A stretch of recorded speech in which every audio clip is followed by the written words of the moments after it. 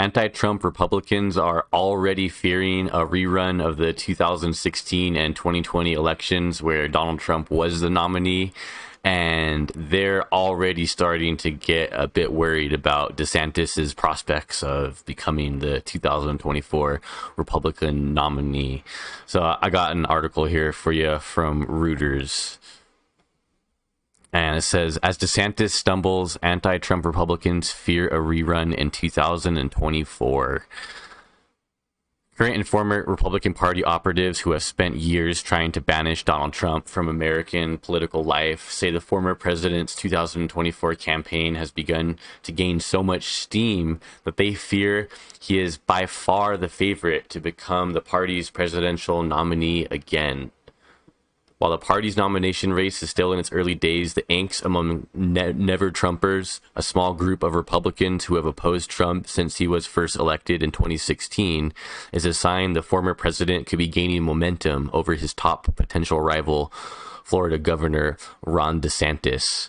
Seemingly entrenched in culture wars, DeSantis risks being overshadowed by Trump's fundraising, improving polling numbers, and lawmaker endorsements, anti-Trump donors say. Trump has a huge lead over DeSantis among Republicans and independent voters nationally of 58 to 21% in the early April Reuters poll. 58 to 21. Now this is just one poll, but if you're Trump here, you're feeling pretty good about this because the Republicans have continued to coalesce around Trump as his legal troubles have become increasingly more perilous for him, right? We've seen the indictment by New York Attorney General Alvin Bragg in New York for the hush money payments case. And we also are hearing about this Georgia probe that is potentially going to be even more legally perilous for him for the call he made to Brad Raffensperger, the Georgia election official whom Trump asked for find me the votes, find me 10,000 votes or whatever. I don't remember the exact number, but I'm paraphrasing here. But that's essentially what he ended up telling him: find me the votes. So for the legal trouble to be increasingly more perilous, while we see Trump going up in the polls, 58 to 21. If you're Ron DeSantis, you got to be sitting here wondering, how exactly is it that we're going to start making our break and start making these polls go the other way? You know, what possible thing out there that could happen for DeSantis that's going to make the polls suddenly, start going the other direction for him? I don't necessarily see an event out there like that happening, and risking your campaign that on the fact that people are going to just start giving up on Trump because his legal troubles are too bad for him, and we're going to stick in the shadows and not criticize him, and just kind of stick in the back and criticize him in half-hearted ways and not really go full on. It's not working, DeSantis. It's not working. All right. If any of the DeSantis election officials are watching this video, don't take my advice because I don't really want you to do any better either. But you got to switch it up because the polls that are coming out are not good. And the strategy, I understand the strategy of not directly attacking Trump, but something's got to give here. You got to switch it up, DeSantis. You got to switch it up. Other polls of Republicans alone show Trump has surged to lead DeSantis in recent weeks. The never-Trumpers, some of whom left the Republican Party but still work to undermine Trump with voters, say their hopes for DeSantis are waning. Some have effectively given up. If we could stop Trump, becoming the nominee, we would do that. But he's going to be the nominee. Said Reed Galen, a co-founder of the Lincoln Project, a prominent anti-Trump group of current and former Republicans. The Lincoln Project spent millions of dollars on anti-Trump social media, TV, and newspaper ads in 2020. It is already looking beyond the 2024 Republican nomination fight, Galen said.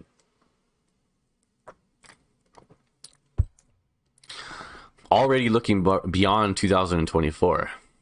Wow.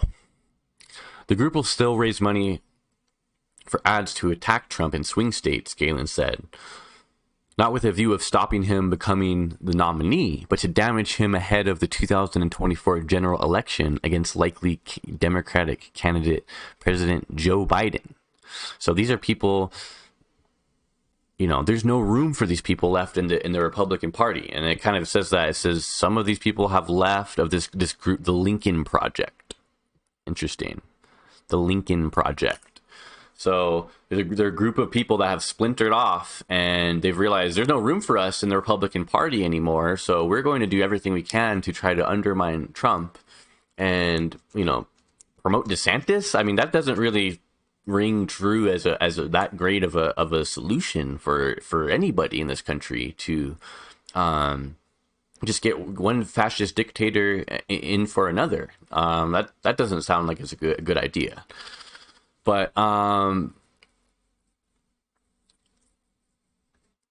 at the same time, it's remarkable that they are so willing, these people who call themselves Republicans, who would rather have DeSantis than Biden. They dislike Trump so much that they are willing to undermine Trump in the 2024 election. And that's what they're saying here, is that that's what their work ultimately may be, is promoting Joe Biden to win. I don't quite understand exactly their reasoning, because what they're saying is that they'd rather have DeSantis than Joe Biden. But in reality, some of DeSantis's proposals and some of DeSantis's, you know, policy measures that he's taken in Florida are even, you know, further right and more extreme than Trump. So not exactly sure about the Lincoln Project here, and what their reasoning is for wanting DeSantis over Biden. But this does show that DeSantis' strategy isn't working, because these are people that are actively against Trump, and it's already such a small minority of people within the Republican diaspora of people who have disbanded from the main MAGA GOP base. It's already such a small amount of people, and they're resting most of their hopes on DeSantis, and they're giving up. Right, so it's really indicative of where we are in this race already, with DeSantis not even having declared his candidacy yet. It's really, really remarkable, Trump's stranglehold of support over the GOP, and the GOP's continued support of a man who has not only done disastrous things for this country and for this country's future, and for nearly every citizen that makes under $150,000 a year, okay, in this country. But he's also hurt the Republicans' political prospects in many aspects by endorsing candidates who've gone along with his sort of election lies and his sort of defunct, just totally debunked view of the election and of the world in general. Okay, they keep supporting him, and the Republicans that maybe want to go a different way than Trump, they can't come up with any solid line of attack against a guy in which there are a million lines of attack. I mean, it's dumbfounding. So it says the group will raise money for for ads to attack Trump in swing states, Galen said. Not with the view of stopping him. Oh, right. But becoming, stop. They want to try to make Biden become president. That's what they're saying.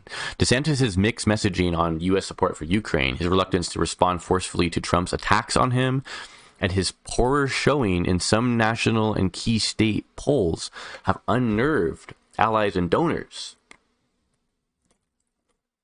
So his mixed messaging on support for Ukraine.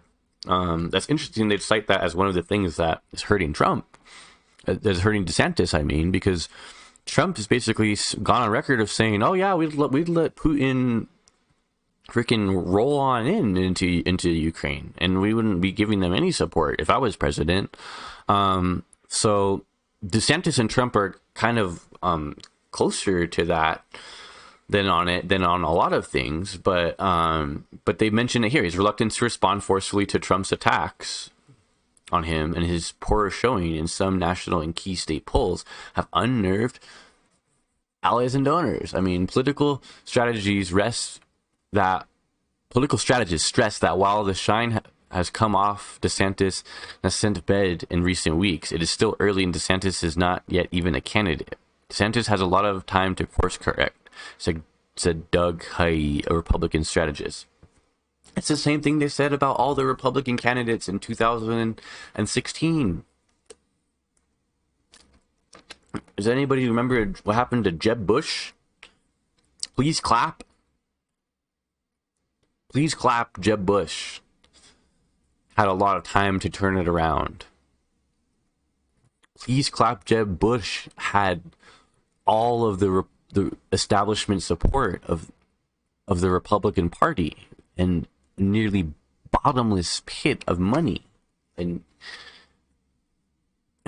look how it worked out for Jeb Bush. I mean, I don't think there's a sort of misunderstanding of certain Republicans. They can't. There's a cognitive dissonance happening because they can't realize how extremely far right the party has become and how it's gone off the ledge on the political spectrum. It's not even a party anymore. It's an ideology.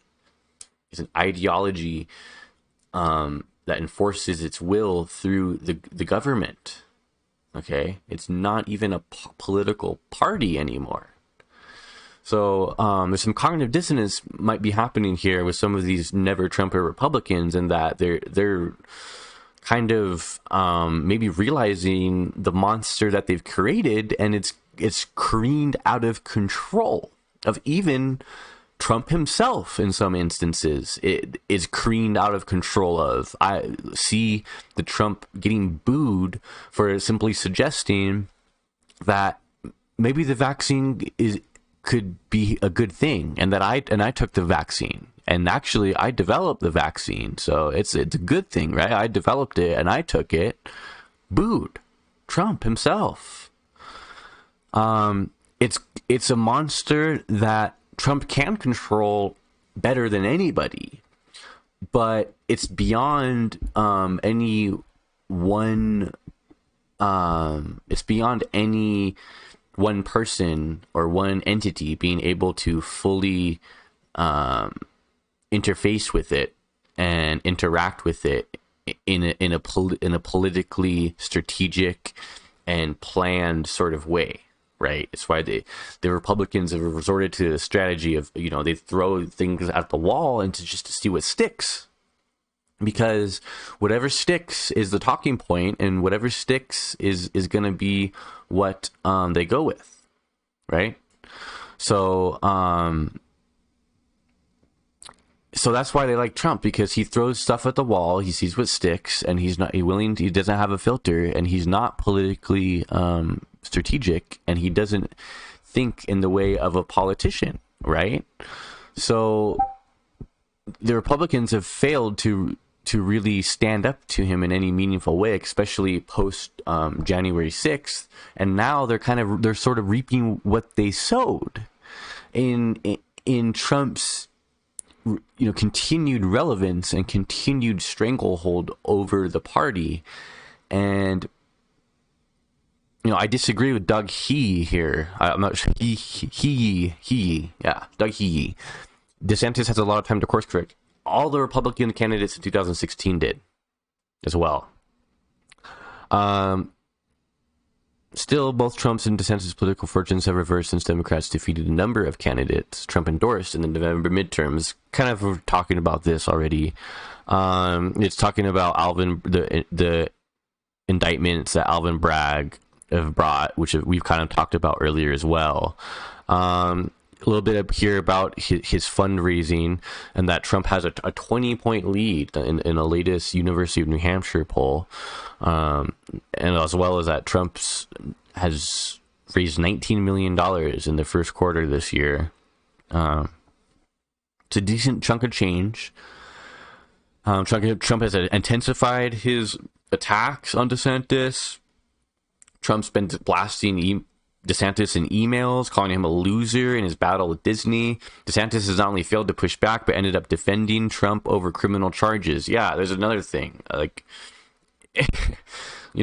attack Trump. Attack him. Come on, DeSantis. It's like,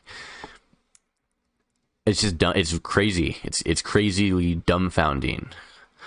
By defending him on the indictment, DeSantis becomes a supporting cast member in the central drama of Donald Trump. That makes him look weaker, not stronger, said Sarah Longwell, a Republican strategist and longtime Trump critic.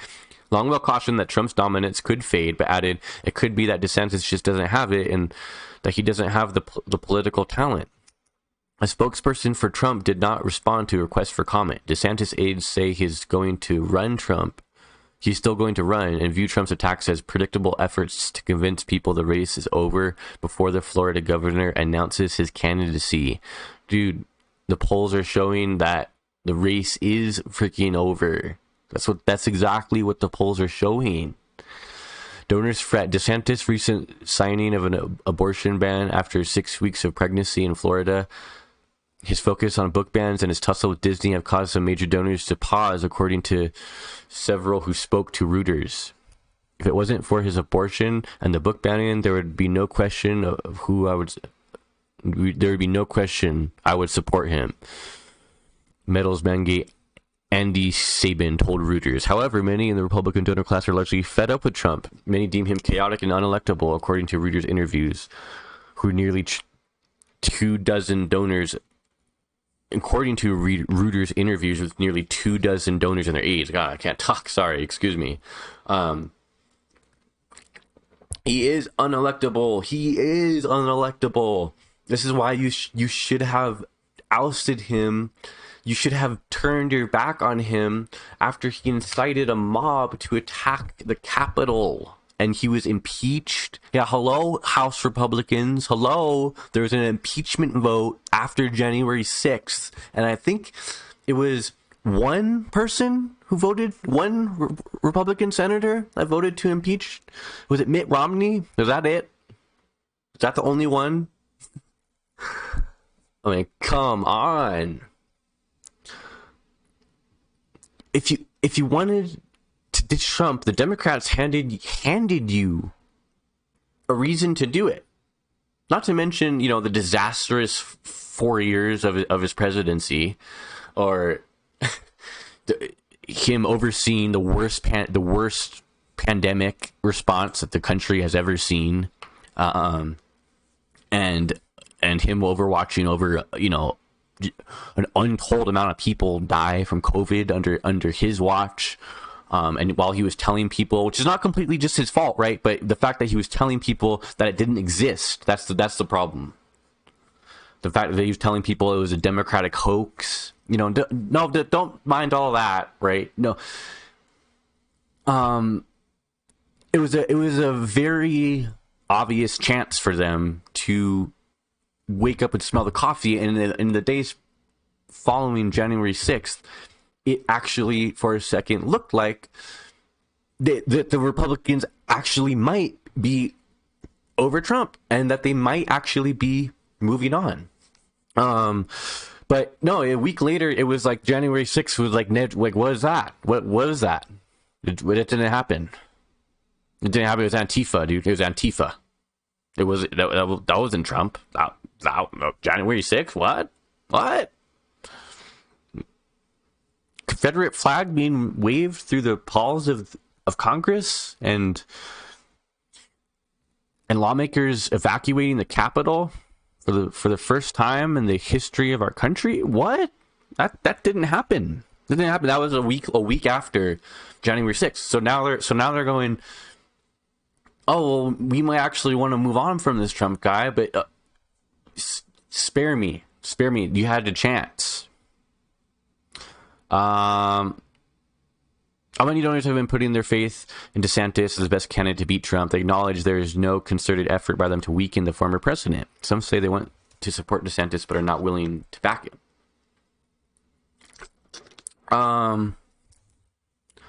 Some donors are fully behind DeSantis, including Robert Bigelow, a Nevada-based hotel chain owner and major Republican donor. Bigelow wrote a $20 million check to a super PAC supporting DeSantis on March 27th.